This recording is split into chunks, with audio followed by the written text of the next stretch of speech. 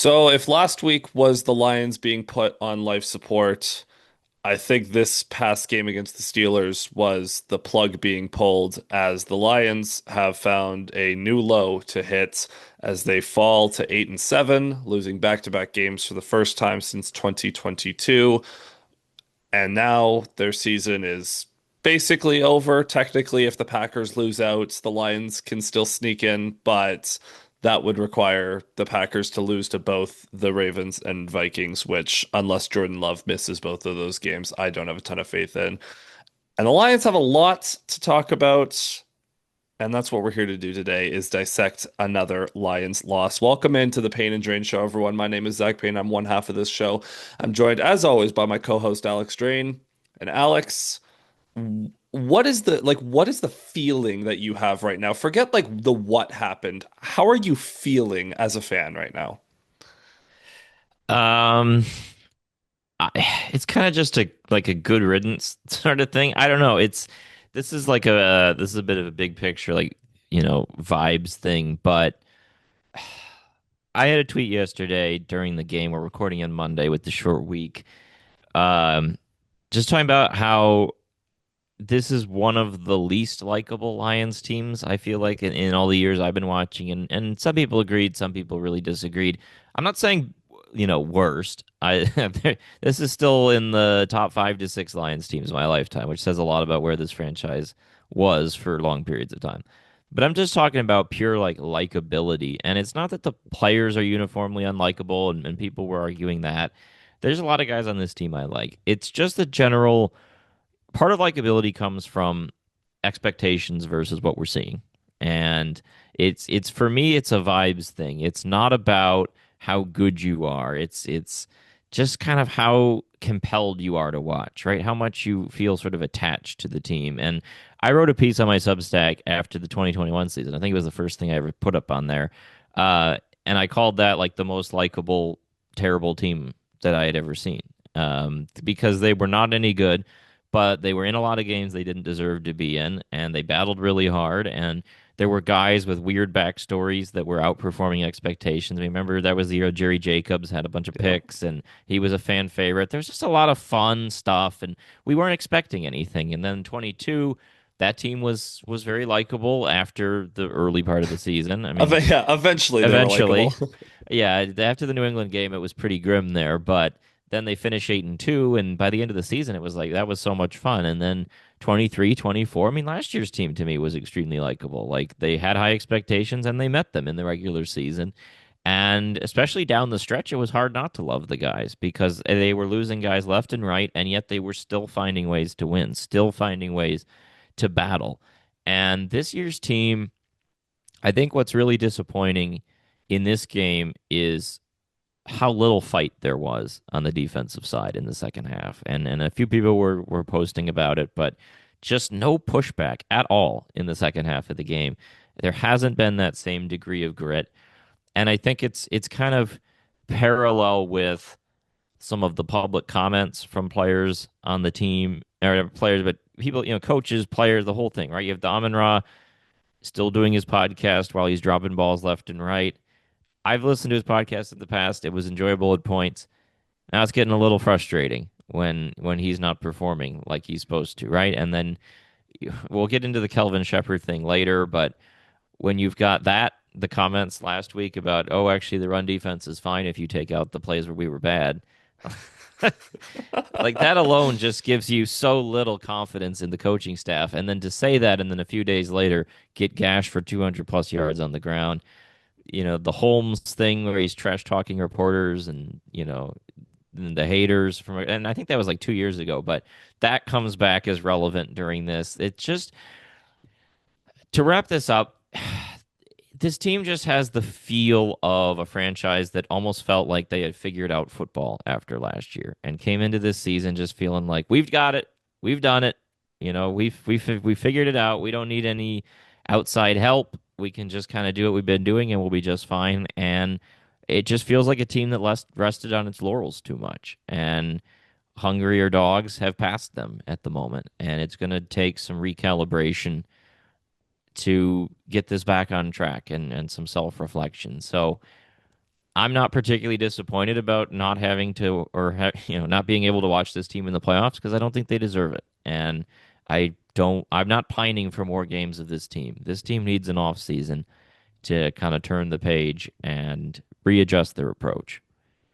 Yeah, and be humbled and not Yeah. go into the offseason and not be as I think that's the theme of the season is arrogance right now. The Lions, they were on top of the world in 2023 when they win the division, they win a couple playoff games, and they are one half away from the Super Bowl. And then they're on top of the world for pretty much all of the regular season last year, going 15-2. And after that 31-9 win against Minnesota in Week 18 to close out the regular season and win the one seed, win the North again, everyone was on top of the world. And it seems like that was the high point. And now we've turned a corner the wrong way, and the Lions have fallen back down to earth. And I've had people, talking about regression, and it's like, oh, the regression was so easy to predict. And yes, obviously, regression from 15 wins is easy to predict, but it doesn't even feel like regression for the obvious reasons. Like it's not really a Ben Johnson issue, maybe a Frank Ragnow issue to an extent.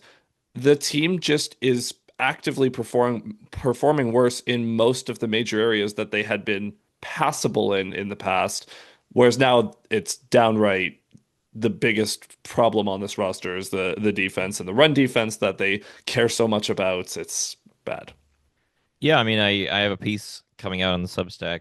Probably by the time people listen to this, it'll be up. But the main theme is just, and this we've talked about this at points, but all of the hallmarks of what the Lions were during a period of time where they were dominant. I mean, I added this up from middle of 2022 to the bye week this year. They played 51 games, three exact regular seasons worth of games, and they were 40. They were either 40 or 11 and or 41 and 10. Don't remember which one, but just an outrageously good clip, right? Like that's 13 and 4 ish, 14 and 3 ish over, on average over a three regular seasons worth of games. Incredible. And we saw during that period a formula that was familiar of how do they win games? What does this team do? And over the course of this season, particularly in the second half, all of that has crumbled week by week. And this week, I think was the one where the last vestige of it is gone too. And what that was the ability to bounce back, the ability to always respond to losses with wins. And their long streak of never losing two in a row finally got snapped with this game. And that was the part that was genuinely surprising. I came into this game pretty confident. I If I was mapping this out in my head, I was thinking there were two ways the season was going to end. I was not feeling optimistic, but the two ways I thought it was going to end were either A, nice win over Pittsburgh, and then dud against Minnesota, right? That would fit the win loss pattern we've been seeing. Or win both those two and then just get like paved by Chicago on the ground in week 18. Like those were the two that were in my head. I did not see this coming. I thought they had a good matchup with the Steelers. I thought the Steelers team wasn't any good. Thought it was at home. I expected the Lions to win this game, and I thought they were actually going to win it pretty comfortably. And the fact that they were down two touchdowns in the fourth quarter was surprising. And so now that part is gone, and everything else, the ability to run the ball. They run for what 15 yards in this game. The ability to stop the run. They give up 200 plus yards on the ground. The ability to go for it on fourth down and convert with regularity. That's been an issue this whole season. Was an issue again in this game. I mean, it's just all of these things. Good time management, good in-game decision making, crisp execution, few dumb penalties. That's been a problem all year. Like every single thing that was a hallmark of this team on offense, defense, is just gone. I mean, the only thing that's remaining is they still have good skill position players, and their defense gets shredded in the pass game. Like Well, that's apparently all we're not just left the with. pass game, just in Yeah, general, they get shredded now. that's all So we're left with, and yeah, it's tough. They've yeah. got a lot of questions to answer. Well, before we get to those questions, perhaps we should actually dig into the game itself, as always, starting on the offensive side of the ball. And the headline is what you were just mentioning. The Lions ran for 15 yards in this game, and that's particularly notable because David Montgomery's longest rush was 17 yards. The Lions, David Montgomery runs 4 times for 14 yards. Jahmyr Gibbs runs 7 times for 2 yards, and Goff has a kneel down at the end of the first half. For some, there's a litany of reasons why this happened. Number one, the Lions decided that blocking the backside edge defender was optional. The guards were, and Kingsley Aguakon filling in as the third string center, not good. Christian Mahogany returning from injury looked really rusty. He was not good. Tate Ratledge, kind of up and down. The interior, once again, just bipolar, week by week. You never know what you're going to get. This was a dead week for them. Well, so Mahogany was definitely bad. Like, no question about that. Probably the worst game I've seen him play. Not sure if he was really ready to play or what was going on there. But let's be clear when we talk about like interior, the biggest problem in the run game was not like defensive tackles beating the guard straight up. It Yeah, it's the was backside. these plays where they're having the guard come around to to block the backside edge.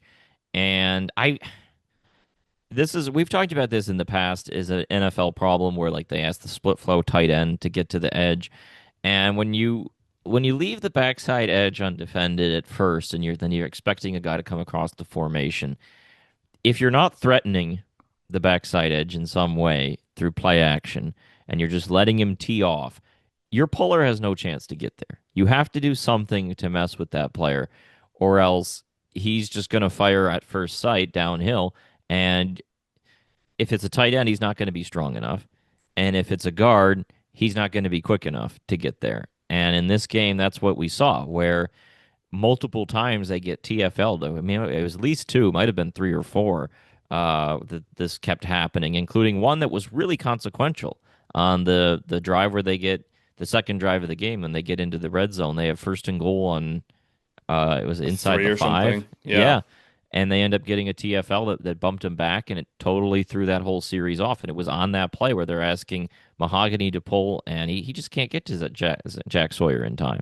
And then you got another one later on that forces a field goal in the red zone where it's the other way. You're asking Ratledge to get across. And they just weren't doing anything to mess with those edges. And the edges were just, it was just the easiest TFL of their life.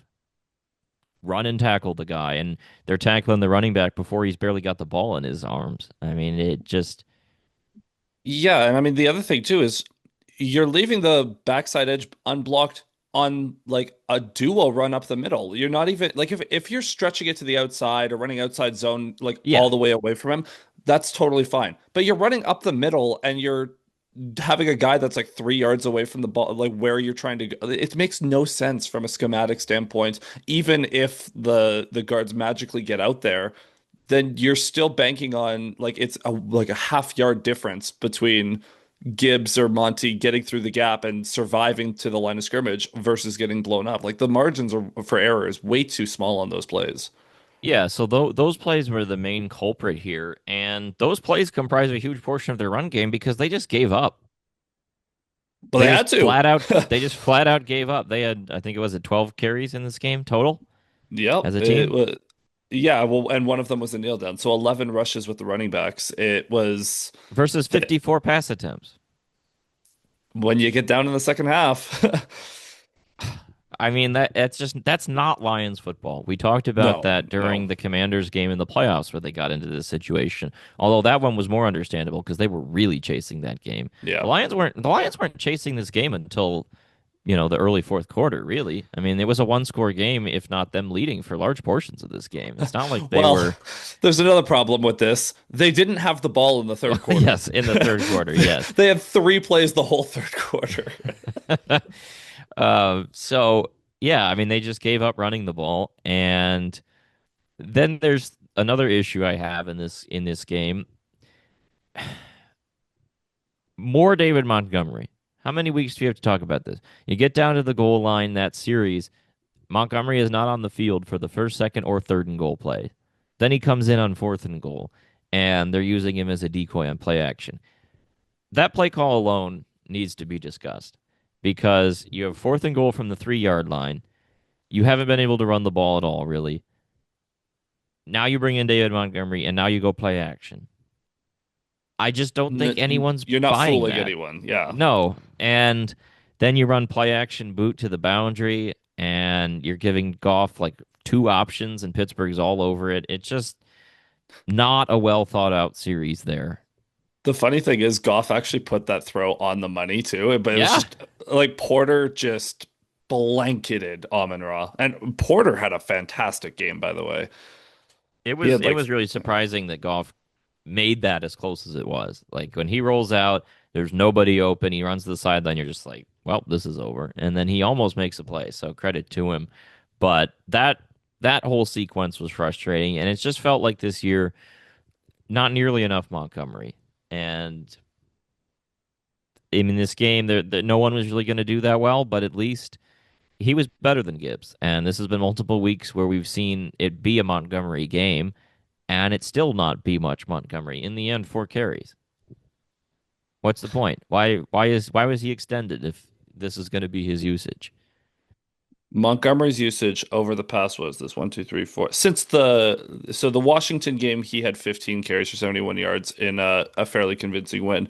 Since then, 6 for 27 against Philly, 5 for 18 against New York, 8 for 32 and a touchdown against the Packers, 6 for 60 against the Cowboys, 7 for 32 and a touchdown against the Rams, and 4 for 14. He's not had 10 carries in a game since the Commanders game. That's ridiculous. And also, those numbers you just read, add them up. That's probably 5 yards a carry. I mean, It's very efficient. he's sitting around 4.5, even in those bad ones, and he's got a couple big ones in there. He's done fine. Like we see him come in, he does well, and then he's just not seen again for the rest of the game. And that part has confused me all year. And there are games where Gibbs is great, but there's also games where he's not effective. And there's been a few of them now. I mean, Gibbs hasn't gotten over 70 yards since the New York game, and he's been over 70 just once since that Washington game. So it's not like he's running well either. And in almost every one of those contests, his yards per carry clip is beneath Montgomery's. And yet, still no Montgomery in any major way. So, And I don't know how to explain that either. Like it's like, because if you ask Dan Campbell, he'll be like, "Oh, we love Monty, like we love him, but not enough to use him." And I don't know if like I understand, and we talked about this before. I understand the fascination with Gibbs. He is so explosive, and he's the best running back in open space in the league. But when you're not getting him in open space effectively, you need Montgomery to come in and be the hammer to break a couple of tackles, fall forward for 3 or 4 yards. Because even when Montgomery gets hit at the line, he's still going to fall forward. That's just what he does. It's I cannot believe that there was a game this season in Baltimore where David Montgomery completely took over the game and ran for like 150 yards and was the reason that they drove the Lions run game over. Like they forgot about him, and it's inexcusable. yeah. It feels like since Dan Campbell took over as a play caller, the passing attack has improved, particularly the way that they're, able to activate JMO, and the running Yep. game has just kind of fell by the wayside. And right, like that period we're talking about is the period where Campbell was the play caller. Yep. And in particular, the use of Monty has been the casualty there. So that's something they got to look at in the offseason. It's really too late to look at, to fix now. Also, by the way, in this game, Jahmyr Gibbs fumbles Yeah. like On like pretty the first early. play. Yeah, pretty early, and he still gets more carries. I don't know what to tell you. Like this is very confusing. Well, and it goes back to the conversation we've had. This is why Dan Campbell can't call plays because he gets too into the vibes of the game. He doesn't for as great as Campbell is as a coach. And obviously I don't know if that conversation is gonna come up, but there's no risk of him losing his job or like ever like that's not a conversation. I'm sure people will try to be like, see, this is what happens when you don't have Ben Johnson. But the thing for Campbell is he needs to not be calling plays. He needs to be the CEO type of coach and let his coordinators do their jobs. The problem is Johnny Morton was a bad hire, and you're going to have to reevaluate that. We'll talk about Kelvin Shepherd later, but in this game, Jahmyr Gibbs ends up being the leading receiver as well with 10 catches for 66 yards, 13 targets for Jahmyr Gibbs in this game. I don't think that's a formula for success. By the way, has anyone seen Johnny Morton like in weeks? He, Is he on the staff still? Like, is he at the game? Is he at home? maybe the real Johnny Morton was the friends we made along the way. So, um, yeah, I mean, Gibbs in the receiving game, he was fine in this one. Like they hit him a couple times on the old Yeah. Texas routes and stuff, and they fed him a 3rd and 11 screen on the first drive that went nowhere because we can't ever let that one go. But That was the vibes were bad immediately. I don't know. And that's what was so yes, weird about this game is so the offense scores 10 points in the first half. They move the ball okay, but they don't really have the ball, period. Then they don't play in the third quarter. And then in the fourth, you're just throwing the ball nonstop. But then you actually put up points because the Steelers are trading time for points when they go up by 2 touchdowns at a time. It was just a very weird game from the offense because I don't feel like it was particularly good, but they put up some decent points and I that's mean, kind of it's what it's been all year, right? Like we come in yeah, here picking apart the 3rd and long screens and the just the play calling and the O line, and then the end of the day they put up 24 points and 400 yards, and it's like, well, what is that? It's not a perfect offense. There are issues. no, Let's be clear, but there's enough talent that it can kind of overcome it in ways that hasn't been the case. The defense is my area of focus, but as you yeah, mentioned, this game did start terribly. Like they get the first pass is nice, and then on 2nd and 3 they take a sack where Mahogany just basically whiffs, just gets and pantsed. Yeah, yep, and the puller across I think it was Firkser is supposed to get the unblocked edge, and then there's like also a defensive tackle like right in his face, and he's like, "What? What do I do?" And then Goff goes down, then they throw the screen and they punt, and you're just like, "Good Lord!" And then the second drive they go and they get stoned, and you're just like, "Oh my God, this is here we are again." But they were able to get up off the mat, and for the most part, their drives were pretty effective for the rest of the game. They moved up and down the field. They kicked a rather short field goal to make it 3-3. Then they score a touchdown. Nice catch by Tisla. We should give him some love I there. was gonna get to him. Yeah, him and Khalif Raymond, the ancillary pieces, were getting involved in this one. Yeah, the dynamic duo. They Tisla. He also could have had a touchdown right at the end of the game, but If he had caught that, he is the hero of Detroit right yeah, now. that Like was a that. that was going to be a If really hard catch.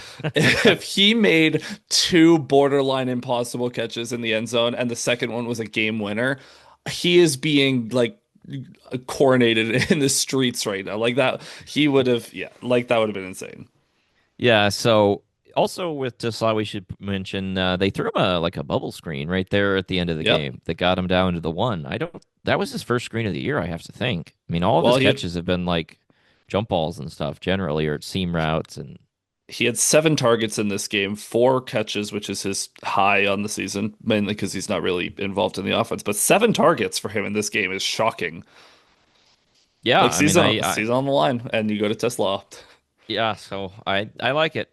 Keep using him. As you mentioned, Khalif Raymond had a nice game. I mean, honestly, the play that really like at least was the first sign of life for the offense was him. That 3rd and long, the second drive. You're Yep. sitting there thinking, if we go 3 and out twice, this is bad. And he catches it at 5 yards and has to make a couple guys miss, weaves his way for the first down. That was a big play. And then he reappeared later in the game where they get a screen to him that goes for a chunk. And then he gets the mesh route or he cuts up field and scores a touchdown. On a 4th and 2. Like that was where it was like, okay, like we're basically dead if we don't get anything here on a fourth down. And Khalif Raymond, like stable a veteran as there are. Yeah, so shout out to those guys. I also thought this was a good JMO game as a whole. Yep. Like I didn't have a lot of issues with him, and in the crucial drives late, he was really good. Made some nice catches, and then he drew a DPI on the final drive. So credit to him there. I mean, if we're being honest here, Amon-Ra was kind of their fourth best receiver in this game. You know what? Was he the fifth best? Anthony Firkser was getting involved there early.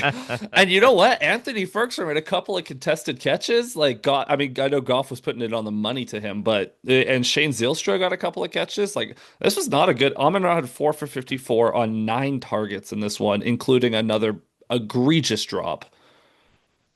Yeah, And that's where the thing is. Like I haven't on a jersey. I haven't turned on him, but No. the play style, the play needs to pick up or put away the podcast, young man. Like get back to the jugs machine. When you're a possession wide receiver, you need to get, and you have a reputation for never dropping passes. We're up to what? Double digit drops this year? Cannot happen. He has more drops than JMO. How does that happen? Like, I don't know. what? It's beyond any explanation because his hands have always been his strength, and now it isn't. So, not sure what's going on there. Correction, The they other both have story. 8 drops. Okay, so yeah, still not great, but um, the other things to talk about in this game, I feel like, are the use of the pick plays. There's the big one late, but I caught this on the replay or when I was going through the highlights and stuff. The touchdown to Gibbs right Yep. on the drive right before that was also a pick play, and they got away with that one. Maybe a little too much of that because you're playing Well, with fire. both teams were caught multiple times in this game. I That was 4 offensive PIs in this game, which Yeah, which is a big story when we get to the climax. But yep, it's they've been cracking down on this stuff, and anytime you're going to that often, you are running a big risk because sometimes you're going to get called for it, even when it's not really OPI, but it just looks like it, or it straddles that fringe with the NFL starting to call it tighter. You can't just get away with that stuff, just free money all the time like you used to 5 or so years ago. And the Lions were leading on it heavily in this one, so yep. that's just something to note before we got to the end of game thing.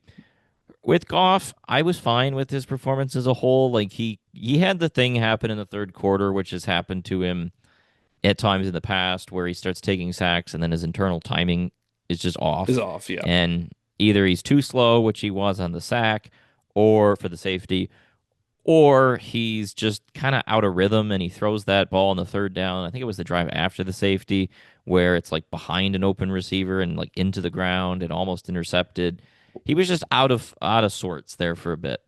Well, this has been the development for Goff. So his first year in Detroit and his second year to start, we had anytime he felt a whiff of pressure, he would do his really stupid rollout to his offside, and you remember that? Yeah, the circle around to his left, whatever. That now we've gotten to a point where he has thankfully gotten rid of that. But instead, what he does is he just throws it in the dirt, and it's just basically a loss of down. Chuck it at the receiver's feet and move on. So he, and when he gets out of rhythm and when he doesn't trust his protection, which we saw in this game, which we've seen in a lot of games this year because the pass protection has not been good, the ball just goes in the dirt and move on to the next play.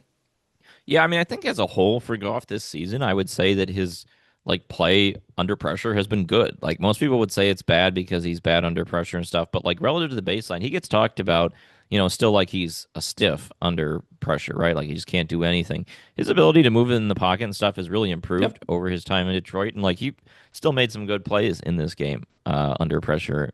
It's in pressure has, I mean, protection hasn't been good at all this year, and he still had a nice season. So I'm not going to be hard on him from there. The safety, he probably needs to just get sped up a little bit, get the ball out. But Oh, again, it's that another play killed protection me.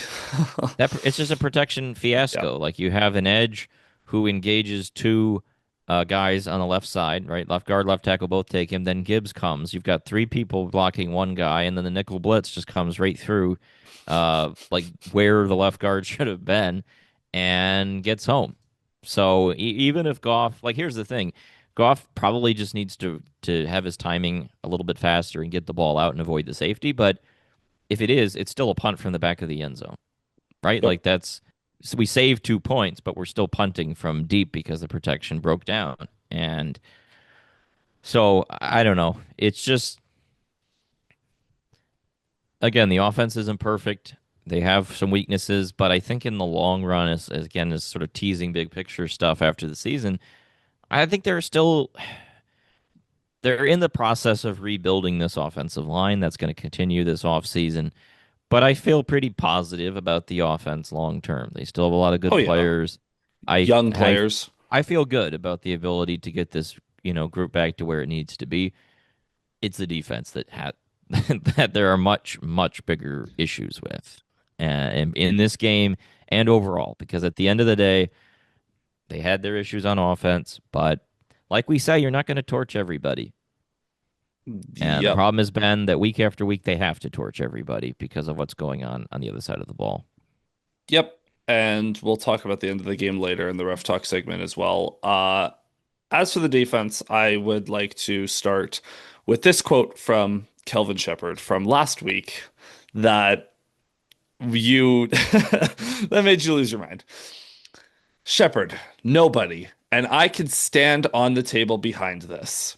Nobody has just lined up and ran the ball down our throats. The Pittsburgh Steelers coming into this game averaged 3.9 yards per carry. And as a team, they had a decent success rate, and they were notoriously not an explosive offense in any capacity. The Steelers ran for 230 yards on the Lions. 230 yards. Now, it's hilarious with Christmas being this week that we revisit 2022 in another way. The Panthers game decided to come back around on the ground with the Steelers just dominating the Lions on the ground. Obviously, Jalen Warren rips off a pair of 45-yard touchdown runs, both of which he was completely untouched. And the first one on a toss to the left side, I watched that play back, and all I could think was, man, I miss Brian Branch because Thomas Harper just could not fill the rush lane properly. Warren goes untouched. I have no words for how pathetic this run defense is at this point. Yeah, it's not good enough. And I the injuries thing is something to mention because I saw it come up online and people saying that, can't be too hard on the team because of the injuries, and I get where that's coming from. My issue is when you look at this game, as you say, the the safety problems are why these runs were 45-yard touchdown runs instead of 15-yard chunk runs. But there's just there's also the issues up front. Like the entire defensive line is healthy for this game. Yep. Both Well, starting Davenport linebacker. got his biweekly injury at some point, but Yeah, the linebackers, both starters plus Barnes, all three, they're ready to go. Your corners, Robertson's there, DJ Reed is there, Rock Ya-Sin, yeah, probably worse than Terrion. I don't feel like he's like miles worse than Terrion though, if I'm being honest here. Like I he's thought our he's best corner right now. yeah, he's played well this year. So yeah, the safeties aren't there, but everybody else is. This isn't last year. It's not like they're down a guy at every position and they're signing guys on Tuesday and playing them on Sunday like they were doing last season. This is still a pretty healthy group as a whole. And even if those plays are held to more manageable chunks, they're still getting gashed Yep. just straight up on the ground regularly. And those run plays were devastating, but it was just all too frequent in this game. Like you can take those two runs out of the two 45-yarders, and They still have Pittsburgh is 140. still rushing at a really good clip in this game. And this is supposed to be the strength of their defense. And recently it's been pretty pitiful. And we've talked about the issues at the defensive line, and that the linebackers were covering stuff up, the safeties were covering stuff up. Linebackers weren't as sharp in this game, and then you have backup safeties, and it's all really being put on display.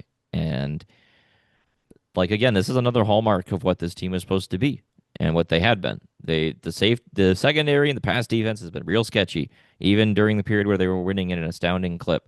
But it was fine-ish because of the run defense, because they could regularly get teams into third and longs. They would get enough stops to get through the game.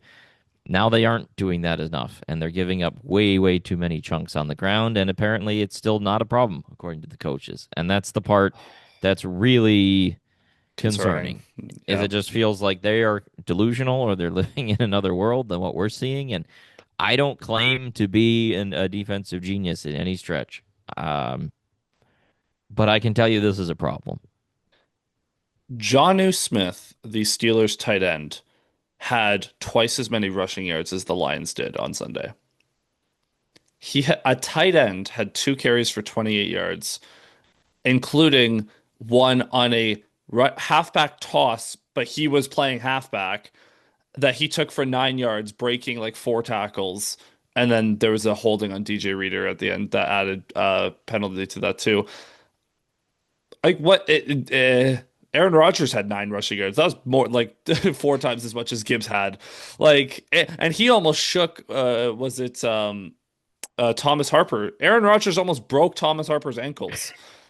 Like I, I've got no words.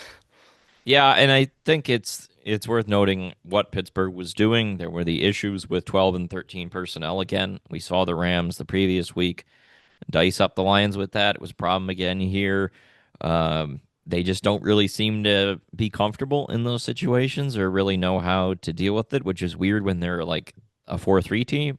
It feels like you would be better set up to deal with multiple tight ends than you would be a team that's spreading you out. But just their run fits and the awareness of the linebackers are not very good right now, and the DB's even worse in this game.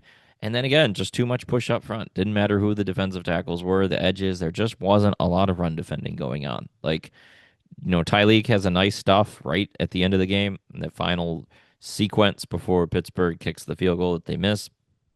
That was about it for any defensive tackles in this game that were particularly notable in the ground game. And also worth noting, coming out of this game, part of the fallout is DJ Reader hopped on Twitter to start responding to hate comments. And he was pretty vocal about the fact that he's going to go somewhere else in the offseason. So we figured he'd probably be I done mean, anyways, but seems like he's out on this team right now. And Tyleek, look, we've defended him on this show. Your first round pick, man, we got to see some sort of flash at some point. It's not like you get one run stuff. Like we need to see some of the development at some point. yeah, it's there's been up and down weeks for him over the course of the year, and tackle is one of the positions that does take a little bit longer in the NFL relative to others. But I would say it's a bit below what we needed to see this year, and Ali McNeil has been well below his Yeah. established standard, likely health related, but whatever. And then Breeder, I if he like Ali McNeil next year needs to yeah, be dynamite. If I'm willing to give him a pass if he's great next year. yeah. I mean, he didn't have training camp or preseason, and kind of jumped into the Yeah. middle of the year. Like, we'll see what happens, but. Yep. But yeah, like the edges haven't been good enough. I mean, in this game, giving up the edge wasn't really a particular issue. That's not what Pittsburgh was threatening, but that was an issue earlier in the year. It's just been a problem all season in different ways. And as we talked about last week, the defense has gotten worse week over week, and that's a big problem. Yeah. The This is from Nolan Bianchi, I think is how you say that name. Bianchi, I don't know. Bianchi. The Lions defense, the Cincinnati Bengals allowed the most yards per game this season at 402.8. Over the last 5 games, the Lions are allowing 458.6. Sums it up. Yeah. Obviously, the run defense is not the only culprit behind that stat. It also extends to the pass defense. Now, it is worth noting in this game, the Lions ran a season high 82.2% zone coverage against the Steelers. And the problem with that is the Steelers, again, similar to the run game, are notoriously not an explosive pass offense. They get one big play to Kenneth Gainwell that we'll mention in a minute, but it was death by a million paper cuts in this game. The Steelers in the third quarter ran, what was it, 26 total plays. They had a 19 play drive end in a field goal because peak Steelers football. It was the Lions just could not stop these small cuts that would add up and add up and add up until the Steelers were in the red zone. Yeah. So the zone thing, I don't remember what year it was, but there was a point in the Aaron Glenn year. Was it in 23 at the end of the season where like there was another point in which their man-based stuff wasn't working, and they decided to try and like go zone more, and it it just looked horrible. It looked like they were completely not prepared for it at It's all. because they don't practice it. And this reminded me of that. And in this game, I mean, there's one screenshot I took where it's one of the many 3rd and 10 conversions in this game Ugh. where the I don't remember how many the Lions rushed because I screenshotted with like the ball in the air and you're just looking at the coverage, but it's either 3 or 4 they're rushing, so it's the back 7 or 8.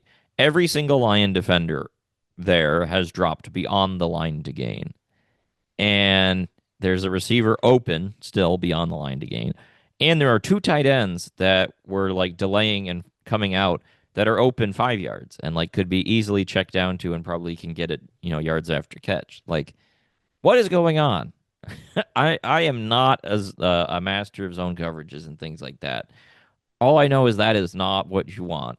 You don't want the number of times they're dropping beyond the line of scrimmage. I mean, beyond the line to gain. In this game was crazy. Like, Yep.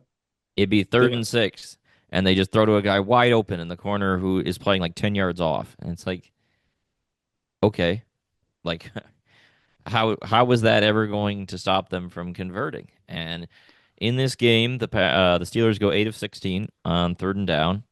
They go 2 of 2 on 4th down. So that's 10 of 16 in total. A lot of them. I mean, I don't know what the average yards to gain was, but it had to have been close to like 10. I mean, there was that one drive where they had 3 3rd and 10s or 3rd and 11s in a row converted, and it wasn't like for the most part they were getting kind of dunked on. Like there were very few like, man, that was great coverage and he just made a heck of a play. Very few of that. A lot of it is just guys wide open, either to the outside or Broadway. I mean, middle of the everywhere. field, just wide open, right down the middle. The Lions doing their best cover zero people. And then building off this game, I looked it up. Lions defense has allowed 10 consecutive 4th down conversions. Yikes. The last one that they stopped was the Hutchinson sack to end the game against the New York Giants. It is worth mentioning. Hutchinson has actually been the only, like, we've reverted to Hutchinson being the only somewhat passable thing about this defense now. He had a couple of sacks in this one. He's up to 11 and a half on the year. The last 2 weeks, he's actually started finishing plays again. The problem is him rounding back into form has been at the cost of everything else sucking. Yeah, Here's I a, mean, I actually have here's a question. okay. Why is every single game in November and December like watching the final Matt Patricia game against Houston on Thanksgiving? Yeah, I mean, I think that was a really good point you made last week about how the defense has gotten worse as the year goes along almost every season. And again, part of it is injury, but it's not all of it. There are too many players over these years that are healthy for these games that you think are core players of the team, and just not enough is getting done. Um, and it just they come out strong. I mean, it's crazy to me that we go back to the Buccaneers game, and then even 2 weeks later after the Philadelphia game. And I know that in hindsight, the Eagles are not a good offense, and Oof. uh, the Vikings they had just played are not a great offense, etc. But at that time, I was reading to you all these stats. I remember writing them down about how good the Lions' defense was, the yards per game against the number of. I mean, at that point, I think they had only given up more than 300 in like 1 or 2 of their 9 games. At that point, like it was really clicking. And since Well, then, remember, going into the Giants game, the Lions had not given up a 300-yard passer. yeah, yep. Now they only give up. These last what is it, 5 or 6 games, they've just been gashed week after week, game after game. There are just no stops being made in these games.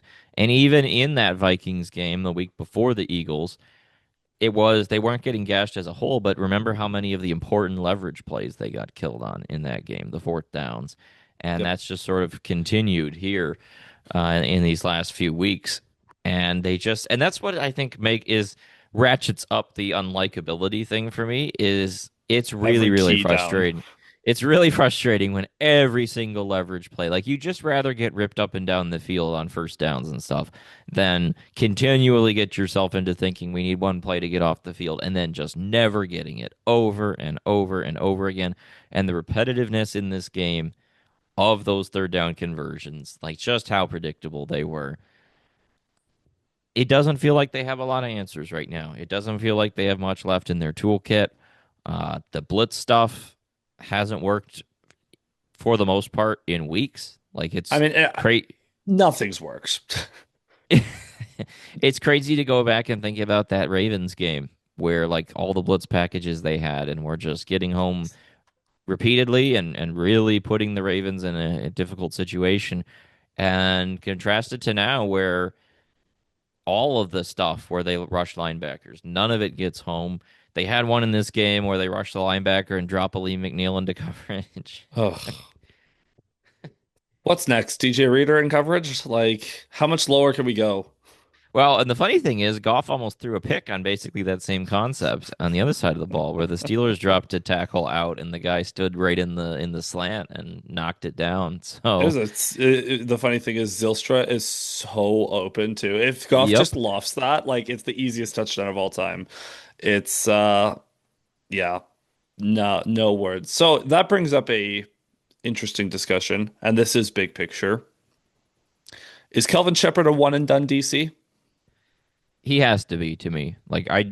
And this isn't necessarily on Kelvin Shepherd. Like I think Kelvin Shepherd has not done a good job recently because of the results speak for themselves, but Shepherd to some degree is just a continuation of Aaron Glenn. And to me, I think they need to sit down and from the top down, it starts with Holmes, but it also starts with Campbell, considering a change in philosophy, in the way that they evaluate defensive talent, in the way they coach defensive talent, because week after week, year after year, it just hasn't been good enough.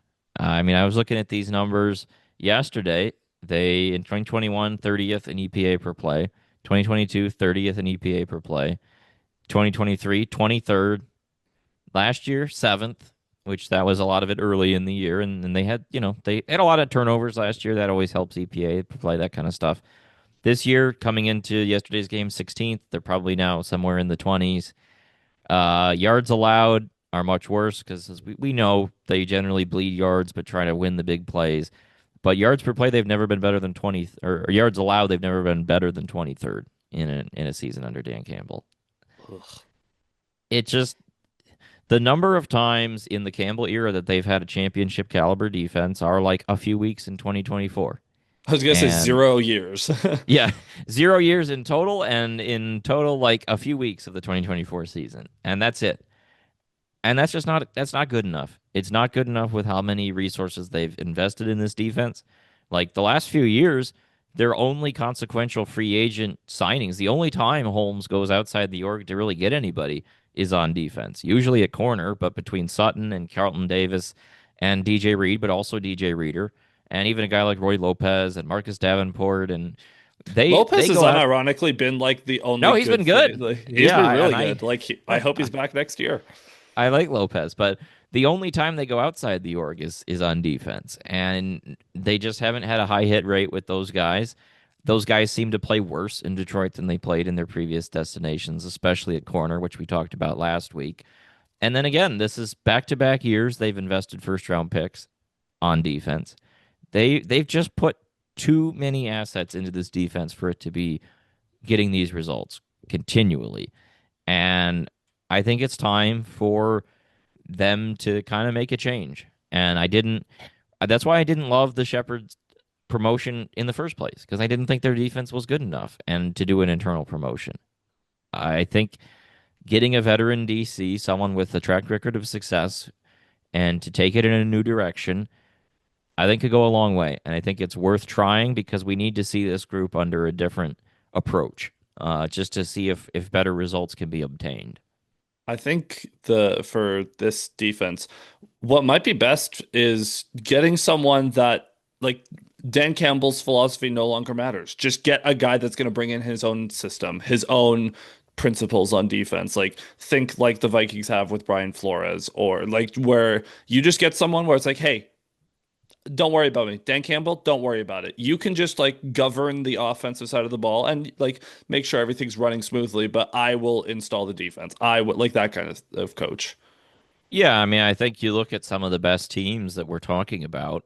I mean, obviously the trend in the league is offensive head coaches, and that means there's been a rise in the sort of established veteran DC, but the two best teams of the, last 5 years, you have Philadelphia where Sirianni is he I think he's an offensive coach. I don't really know what he is or what he Yeah. does, but He um screams at the fans sometimes. yeah. But they have Vic Fangio, right, last year. Like that is the definition of an established veteran defensive coordinator. And then you think about the Packers, where you have an offensively minded head coach. He brings in Jeff Hafley, and he is the defense. He's doing that. LaFleur is not involved in that. And as you mentioned, Flores with O'Connell, who's another offensive guy. Andy Reid is an offensive guy, and he's had Steve Spagnuolo as another just like definition of a veteran defensive coordinator who has a long track record. And that's just kind of how it seems to be in the league. And I know Campbell wants to play a certain way, and I know he wants to be developing young coaches and promoting within. And I don't think that's a terrible idea in the long run. But right now, what they're doing on defense isn't good enough. Yeah. It is not where it needs to be. And we've seen enough years of this now to undergo some reflection and take it in a new direction. Yeah. I was gonna say we have enough proof of concept that Campbell was wrong about what defense should look like in the NFL, plain and Yep. simple. So that we should also mention before we get to the game theory and special teams and ref talk, the Kenneth Gainwell touchdown at the end of the half. What on earth was the like? Okay, this is not an SOL type of like reflection, but holy, that was an SOL type of moment.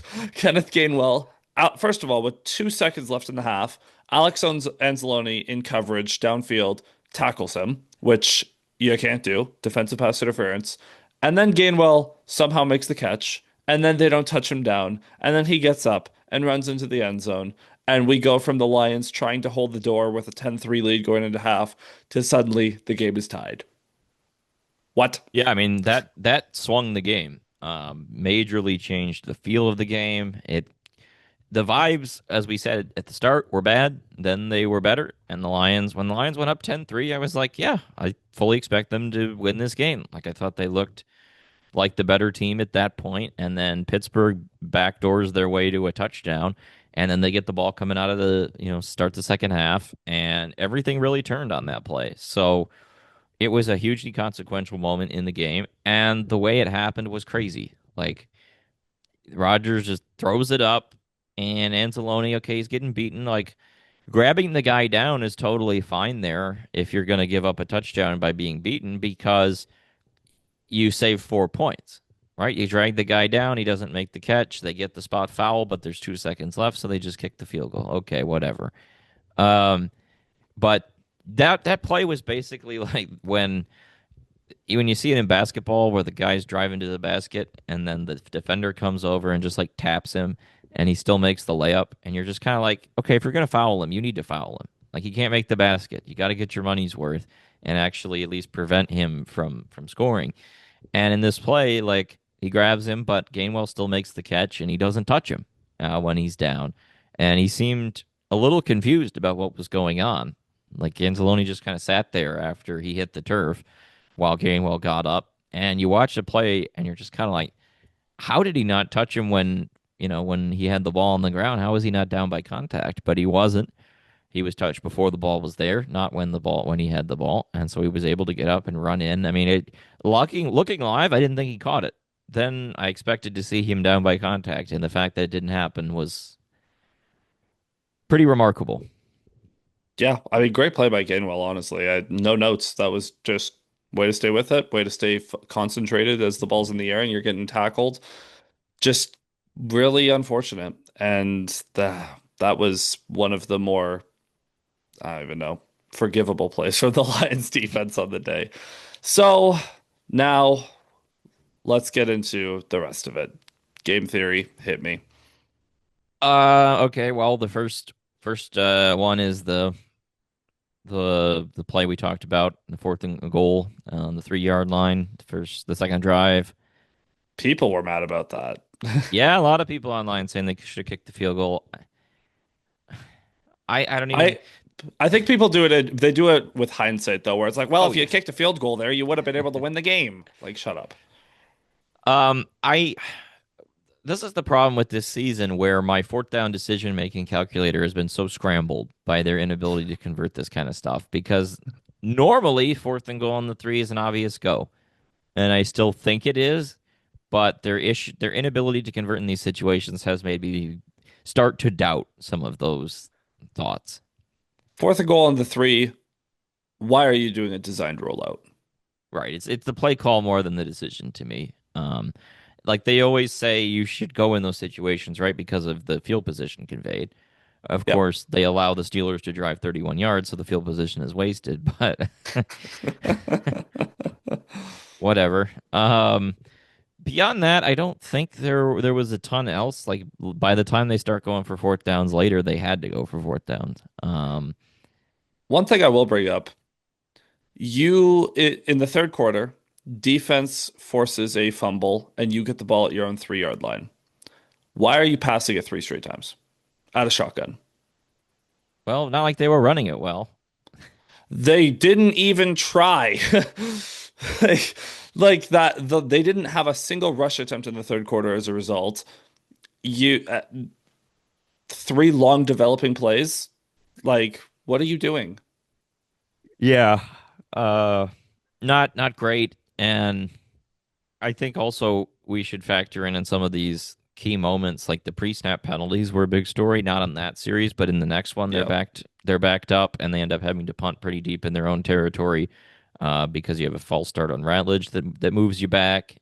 Well, And also should mention that on the final sequence, yes, the OPI on Tesla, and then a false start start immediately on after put six goes from the 1 yard line to the 16, just like that. right, and then they have to burn a play just to get back inside the 10, and that stuff is again one of the stories of the season. Just the sloppy penalties. The pre-snap stuff has been atrocious. They had an illegal shift in this game as well. They have to burn a timeout on defense in the second half because they didn't have, the right personnel. I think they had 10 players on the field was the reason for that. But Got caught with 12 players at one point. yep, yep. Which I mean, I feel That's a like Rodgers you thing. have to give an asterisk with Aaron Rodgers, right? Like by far the greatest ever at catching the too many men. But yeah, that's just it's just not a precise team. It's not a very well organized and well prepared team, and it hasn't really been all year. So I don't have a lot of anything else in terms of fourth down decisions, but that leads us into the ref talk. So we'll start. I'll save the final play because we actually are gonna have to start with another random thing that happened in this game. DK Metcalf punched a fan in the face. Um, so there are two versions of the story. One is the fan version, which no one realistically is going to believe because it is fairly far-fetched. So we're going to go with the version that Metcalf was spewing that this is a fan that Metcalf has had an incident with previously in Seattle, and for some reason was in Detroit and hurled a racial slur at Metcalf and called his mother a derogatory term. So Metcalf comes over to him, grabs his wig, and doesn't, I guess, hit him. Regardless, the I'm assuming the fan was somewhat in the wrong. You also, why is Metcalf even going over there in the first place? That's the other part of it. So there was the whole fiasco about the league was unable to call, like, because the league will call down to tell the officials they made a mistake. But because there was no flag on the play, the league somehow wasn't allowed to do that, which Well, is I a mean, dumb rule. but I mean, like the league.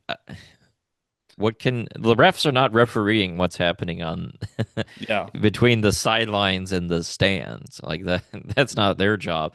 I don't really think there's you can expect referees or want referees to do much with that. Like that's a supplemental discipline from the league thing. I mean, I guess the only thing I think you could maybe do is that if you have an incident involving fans, the league could call down and issue a disqualification for a player. Like that's my only Which solution. should be possible, but Right.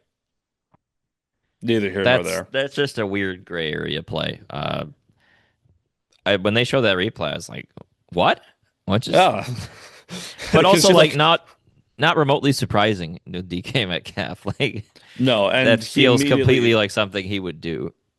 he immediately filled his diaper the following drive by getting an OPI and having Yeah. two drops, and like the karma came back for him heavy in the rest of the game. He was pretty useless for the Steelers in this one, so it didn't end up mattering.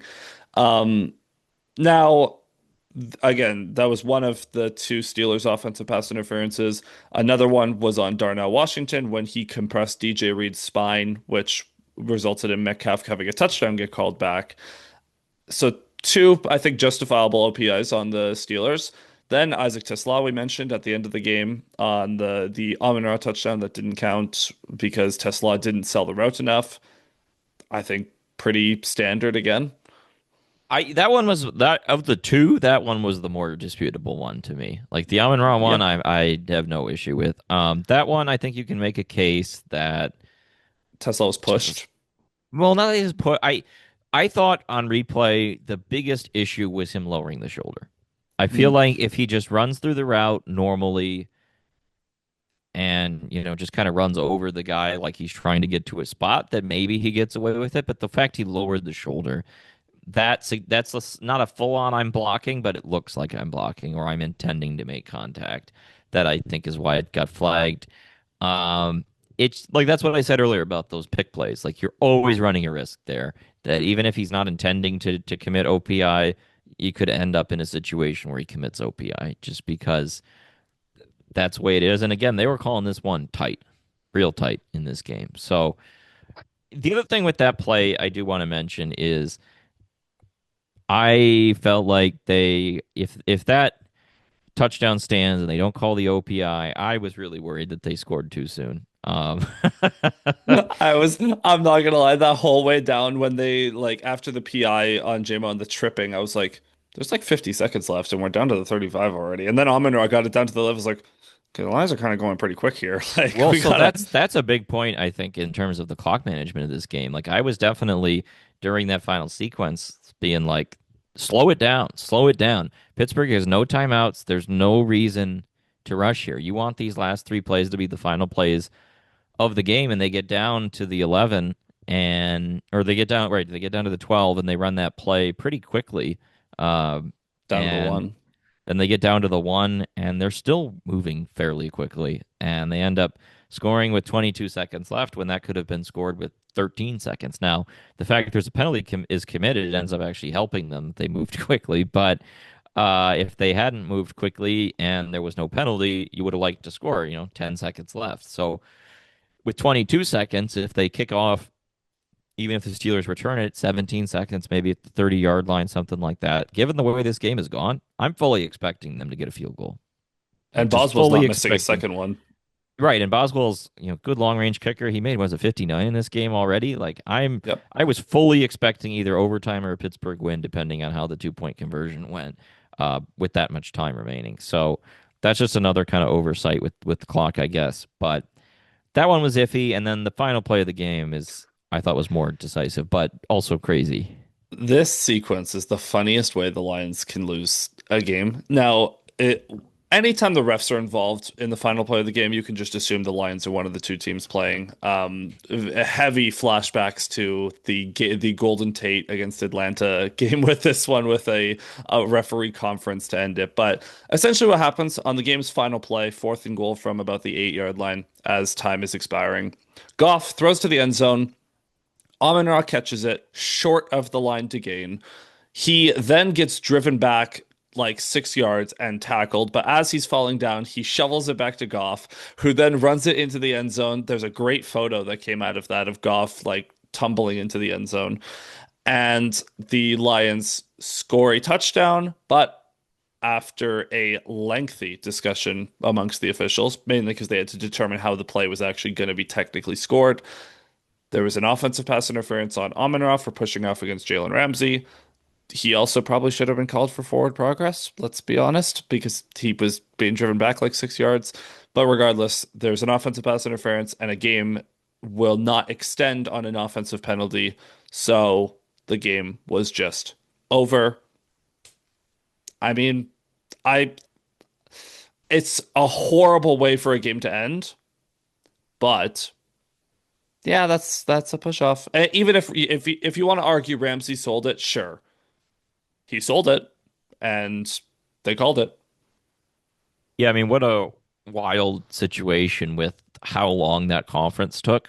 Like they were just talking forever, and I don't know why it took them that long to decide it. Like, Well, because the official explanation was they had to decide whether or not Amon-Ra fumbled it or if he lateraled it for the official scoring, I guess. They had decided that there was a flag regardless, so I don't know why they couldn't have just well, been like, it doesn't matter. well, right, like you're being like, okay, number one, is it a touchdown? Number two, what is the flag? Well, the flag they should have known. Whoever threw it should be all over that. So then you're deciding, is it a touchdown? But I don't feel like it should have taken that long to figure out if it's a touchdown. Like you were just basically deciding between you know forward progress or no forward progress, right? There was no knee down. There wasn't any like did he throw that ball before we deemed him finished? And It was I don't know. fumble or lateral. Why does that Like, make any difference? It was a I backwards, don't. but Well, I guess because in the rule book you can't advance the ball on a fumble. So if Amon-Ra had fumbled oh, it, okay, then right. Goff Well, would it have been wasn't. down I at the. mean, it It wasn't a wouldn't fumble. have It was an mattered. obvious, right? But it's also not a fumble. It's obviously a Yeah, lateral. Like, that took him 3 minutes to decide. yeah. So the just kind of a mess and how long it took. But at the end of the day, when I watched the replay, which by the way, I hated the fact that it took that long for CBS to show a replay. Like, they're just showing us the referees talking and Hey, talking and Fox talking. wouldn't have even showed us a replay, so be grateful. I'm just sitting there like, show us the replay, show it. What happened? Like, what is going on? And then they finally show the replay, and I watch the replay, and I'm like, yeah, that's seemed like OPI to me. And certainly when I looked online, the neutral fan opinion was pretty decisively towards it was OPI because Amon-Ra, again, this far more than the Tisla one, does not run a route here. He just runs straight, hammers the Shoves defender, Ramsey. hammers the defender, and then cuts to the to the what our left, his right. But there's really no like if he comes out and he's in his break when he hits Ramsey, that's one thing. But he's not in his break when he hits Ramsey. He just comes up, hits Ramsey, is like square to hit Ramsey, ready to hit him, and then he turns. And so I got no issue with that flag. Also, as you mentioned, forward progress should have been stopped. I didn't see that part of it again until much later, but when I watched that a second time, I was like, he's driven back like 4 yards, and there's like The three Steelers seconds of stopped playing. That's the only reason there's Goff scored is because they were like, okay, he's down. right, and that's been an issue and a bit of a pet peeve of mine at times where you have they just it just goes on forever, right? Like the defense is asked to have to stop the guy for a long period of time before you ever rule forward progress down. Like they just let it be a free for all, and it really benefits the offense. So if there had been no penalty and the Lions had won that game, Steelers fans would be saying it was a stolen game, and I think they probably would have been correct. Yep. And if the roles were reversed and it was the Steelers that had done that on the final play, we would have been like, yep, that's a penalty. So that's it's unfortunate that the game ends that way, but justified. Yep. So bizarre way to end it, but at the end of the day, wind the clock back a few plays. With 25 Yeah. seconds left, the Lions have first and goal on the one. They didn't score a touchdown. That's I all that needs this to be said. When they got down to the one, I was like, get David Montgomery in the game. Did they do that? Of course not. That would require taking their golden boy out of the game, so which apparently is forbidden. Okay, getting away from that godforsaken game, on to the rest of the NFL, the more exciting stuff. The Seahawks and Rams last Thursday had quite a showdown. The Seahawks winning in overtime. Sam Darnold was doing his normal Sam Darnold thing, and then the Rams forgot how to football, and the Seahawks are currently now the one seed in the NFC, just like we all expected. Yeah, I had the game on, but I wasn't watching it that closely. I was watching the Pistons Mavericks game because it that was crazy. Like that was going on while it was like the climax of the Rams game and refereeing debacle in that one. But this Rams game was really all about that 2 point conversion, like that. Our favorite target, Kelly Stafford, was taking to social media to voice her displeasure about the refereeing in this game. Do you have a take on the 2 point conversion here? Uh, I mean, as weird as it is, I mean, technically, the ball was thrown backwards, which makes it a fumble. It's weird. It is objectively weird, but it's also the right call, kind of, technically. It's Yeah. dumb, but I'd Yeah, hate I it if I mean, was a Rams fan. I don't think they got it wrong though. So just tough I luck. I'm more surprised that Kelly Stafford wasn't going to say that Seahawks fans were yelling at her kids or something. I when we the episode before the Rams game, I was going to make a joke about booing her kids, and then I forgot to do it. But anyway, yeah, I don't know. I still think the Rams are the better team here. I think they're Yeah. clearly the team to beat in the NFC. We'll just see if it plays out that way in the playoffs. I mean, nice win by Seattle, but they were at home. It was kind of bizarre, so felt a little fluky to me. But hey, good for them. On Saturday, the Chicago Bears, well, they've now clinched a playoff spot thanks to the Lions debacle. The Bears beat the Packers in overtime because the Packers are stupid and incompetent, and they decided that they wanted to relive the 2014 NFC Championship. No words. Jordan Love gets knocked out with a concussion, first of all, which brings up my favorite game show of who remembers how to stop the run whenever Malik Willis comes into the game. Opponents just forget what run defense is, which man, could you imagine if Malik Willis played this version of the Lions defense? They would have 500 rushing yards in a game. It'd be a record. But the Yeah, Packers give up an onside kick recovery and then a touchdown to tie the game. And then they fumble on a fourth and one in overtime and give up a long ball to DJ Moore for the win. it's sad that the Packers ended up losing this game simply because we couldn't make the jokes about like the Lions have to be hoping that Jordan Love doesn't come or does come back because then the Packers will have to play their worst quarterback again. um, I One of the few things that has sustained me as an NFL fan in the last 15 years is living vicariously through Packers Schadenfreude. So this was another enjoyable experience in that endeavor. I don't think there's a better way to put it than the Packers under Matt LaFleur are a really talented team. They have a lot of good players. They just have zero dog. Zero dog. Like they find ways to lose these games in bizarre fashion and there's something off about them that they're not a bad team, but when we see them in the biggest moments, they just crumble in strange ways. And we've been talking about Dave Phipp with the Lions, the Packers guys, like they hate their special teams coach. Like every Packers fan online. Every year, too. Doesn't matter Yes, who. I don't know why they haven't made a change, but that is a horrible onside kick recovery attempt. I mean, it was Dobbs, right? That was the Yep. And Yep. then and to be fair to Romeo Dobbs, I would also be injured if I fumbled an onside kick recovery. Yeah, I mean he's there. He's square to the ball. He's in position and he just boots it.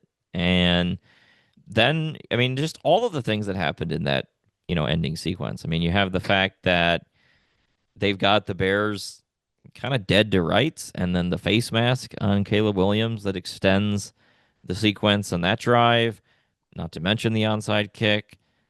Uh Not to mention, was it they fumbled in overtime, right? That was On how their fourth and drive. one. Yes, on 4th and 1. I mean, Jacobs fumbled inside the 5 earlier in that game. Like it just, this stuff just keeps happening to the Packers. And And for the Bears this season for some reason. yeah, I mean, the Bears clearly team of destiny. I think I saw that that was the fourth or fifth time the Bears have been trailing or like tied in the final 2 minutes of a game that they've won this year. I mean, you go back and you comb through these wins, like you have the Giants one where they're dead, and then Jackson Dart gets hurt. Obviously, this one against the Packers backup quarterback. They beat the Vikings by 2. They have that Steelers win. They win by 3. That Bengals game was insane at the end that they come back and win. I mean, even the Raiders game, they had to block a field goal, I think, on the final play of that game, if I remember correctly. Um, it has not been a very convincing season, but hey, they made the playoffs, and we'll see what happens to them, I guess. They'll probably win the North. So very weird. What a They're weird a year. testament to NFL scheduling to some degree that they won the North. Well, now that the Lions are basically out of the playoffs, wouldn't be the worst thing if the Vikings win on Christmas and the Lions could get a fourth place schedule next year. Yeah. I would, dude, getting to play the Cardinals and the Saints and the Giants, that sounds amazing. Can we do that? The Lions would win the North easily next year if they get that. Parking the bus Yeah. to end the Hey, season. should Kyle Allen start Christmas against Max Brosman? Um, I saw a Pistons guy I follow tweeted it like the NFL Christmas Day games this year are what the league gets for trying to steal Christmas Day from from the NBA. And honestly, there's some truth to it because yeah. woo, these are some bad games. All three of those games, when the schedule came out, we looked at those like, wow, those could be dynamite. And we get to Christmas, and one out of six teams are gonna go to the playoffs, and like the yikes, Yeah, yikes is all I have to not say. appealing. And I if you're not a Lions fan or a Vikings fan, I don't know why you would be watching the Lions Vikings game. I mean, I will not be watching Dallas and Washington. I probably won't be watching Denver KC, maybe, but sometimes at the end of the night, then I turn on Unless you are whatever in is your on. But fantasy championships, there's no reason to tune in. So yeah. Elsewhere around the league, the Panthers defeat the Buccaneers in what honestly was a pretty entertaining game between these two teams. Bryce Young and Tet McMillan are fun to watch. I hope the Panthers close that division out because they deserve it a whole heck of a lot more than the Bucks do. feels like the end of the Todd Bowles era in Tampa. I mean, maybe if they end up winning this division, he survives, but kind of Hey, feels the like Lions are going to need a veteran in DC, so come on there you go. down. Todd Bowles and Mike McDaniel coming soon. Uh, Yeah. but it's what we talked about last week. Like, it's a shame that the Panthers did not beat New Orleans because they would be in better shape at the moment. That said, they still, even if they lose to Seattle this Sunday, all they got to do is go into Tampa and beat the Bucks to win the South, and it seems pretty possible they could do that because the Bucks, they don't look like they have it right now. They look like they are a team that is, over on the sidelines packing a suitcase for the offseason, rather than playing. Yeah. The I do want to mention this game. The Titans beat the Chiefs. Cam Ward has shown some flashes this year. The Tennessee Titans are the carbon copy to me of the 2024 Patriots, where they are bad. They are really bad.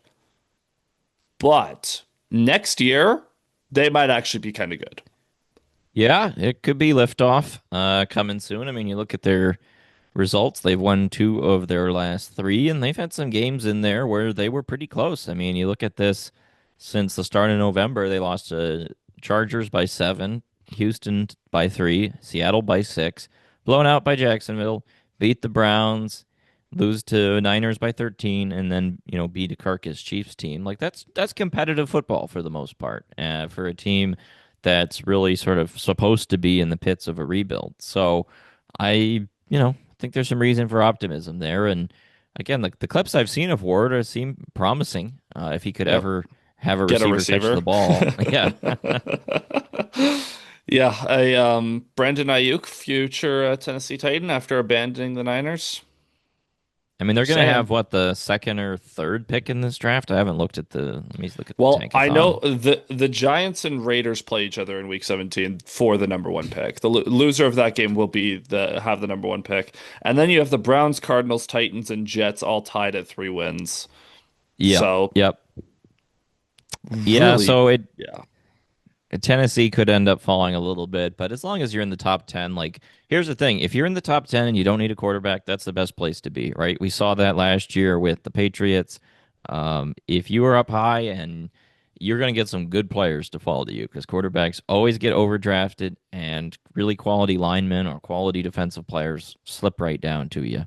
Well, and we saw what happened when the Bears got the first overall pick and were able to trade it because they Yep. didn't need it. So, Yep. and they were able to get a haul for it, and the Giants are on that track to do it because they probably believe in Jackson Dart, right? So they'd be able to get a haul for the first overall pick there, and Well, and you think the it's Jets and Raiders are probably taking Mendoza or Ty Simpson or Dante Moore, whoever we talk ourselves into. yeah, we'll see what we'll wait until like 5 weeks before the draft when everyone decides to settle in on one guy, but. Um, there's not it didn't feel like there's the consensus number one like there has been in the past. No, I mean not at this point in time. So that'll be if you're a fan of the Tank Bowl, make sure you tune into Giants Raiders for the worst football you've ever seen. The Bengals destroy the Dolphins. That was I mean good for Joe Burrow. He is turning into just they were comparing him to Matt Stafford on that broadcast. The old when Stafford was with the Lions, it's like, well, your team sucks all the time, but at least you got to still have fun. It's like, okay, relax. The Jaguars beat the Broncos by multiple scores, pretty handily, 34-20. The Broncos still the one seed in the AFC for now, but I think that just proves that A, the Jaguars are good, and also the AFC is the most wide open thing. Like the whole playoff picture is, to be honest, but the AFC is just full of weird teams this year.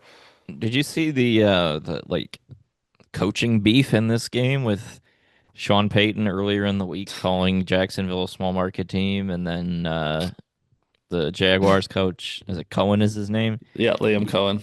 yeah, barked back at him. That was kind of interesting. I didn't see any of this game because it was on at the same time as the Lions. Looking at the box score, the Broncos piled up the yards, but I don't know if that was score effects or what happened there. It kind of felt like the Broncos were due to lose one, just Oh yeah. honestly. Like they were never going to go 15-2. Yeah, who do But they think that they are? The Lions? but that does open the door to the Chargers winning the division, right? Yep. Because if they beat Texans and then Broncos, they beat the Broncos earlier in the year, so they'd have the tie break. They're only a game back. So it doesn't matter if the Broncos beat Kansas City this week, which they probably will. So that could be that's is that going to be the Sunday night game of Week 18? Gotta be at this point. Now that the Lions are Are not going to are make it dumb. happen Yeah. with Chicago. Yeah, Chargers Broncos week 18 for the division and possibly the one seed. That'd be fun.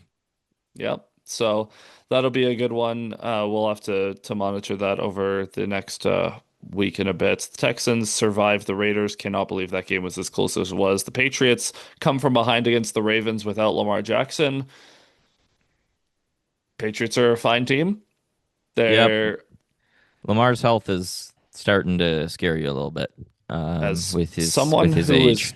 as someone who is going into a fantasy championship against Lamar this week, I am not opposed to him deciding to shut it down for the year because then my opponent would have to start Shador Sanders against me, and that would be fun. I am picking up every QB on the waiver wire this week. Aside from that, I mean, The Bills beat the Browns. Myles Garrett, I don't know if you saw in red zone, but they gave this that keeper gave Myles Garrett half a sack on a play where he very much did not get half a sack, but it's because those plays where the QB gives himself up are a lot more discretionary. It's like, here you go, I'll give you half a sack and get you a little bit closer to the record. So all eyes are on Myles Garrett for the last 2 weeks. He needs one sack to have for the sole possession of the sack record for a single season. Incredible year for Myles Garrett. Just give Micah Parsons the Defensive Player of the Year now. And then lastly, the Vikings and Giants played the most beautifully ugly football of all time. The Vikings win 16 to 13, but McCarthy also picks up a hand injury, which puts his status for Christmas Day in doubt. Yeah, this is honestly really an interesting game, despite the fact it probably doesn't matter for the Lions, simply because how they play, I think, is going to say a lot about what is going on with the team, right? Like if they come back and they roar and have a really good performance, you can be like, okay, well, they still got that fight in them. Like they're mad about the way the year's going, but they're battling. And on the flip side, if they lose this game and don't look inspiring Oh, doing it, there are going to be some very interesting things said at the, in the conclusion of the season. they are still technically alive, so there's no I Right. mean, There's to be no excuse to not show up for this game, but all bets are off right now. I have no we, idea what to I expect. mean, we also said there was no excuse not to show up for the Steelers game, and look what happened. So, negative excuse. You also lost to the Vikings already this season, and Exactly. like, if you can't find motivation to show up for this game, aside from the fact that you're pissed off about having to play on Christmas, but take it out on the Vikings. Don't take it out on yourself. Like, just go mess some stuff up. Honestly, get into a few fights. Just like show that you care. Well, and there's also an interesting parallel with this because of the 2022 season, right? Like they go into that final game. By the time the game starts, we know that it's not really for anything, and they Mhm. still play a great game and deliver a really satisfying win. So this is not an exactly similar situation, but it's not dissimilar. Um, and they were able to dig deep, and we'll see if they're capable of that in this one. We'll see. The We don't really have to get too deep into the weeds of the preview. You guys know what the Vikings bring. You know what the Lions bring. The Vikings are going to blitz aggressively up the middle. They're going to try to rattle the Lions again. They probably will, especially if Glasgow is out. And we'll see if the Lions' offensive line has learned anything. This is a great way to measure how much they've grown since the last time they played the Vikings. We'll see if the run game can do anything offensively, and we'll see if JJ misses this game, the Lions defense, for the love of God, do anything on Thursday. Please. A single thing. I'm begging you.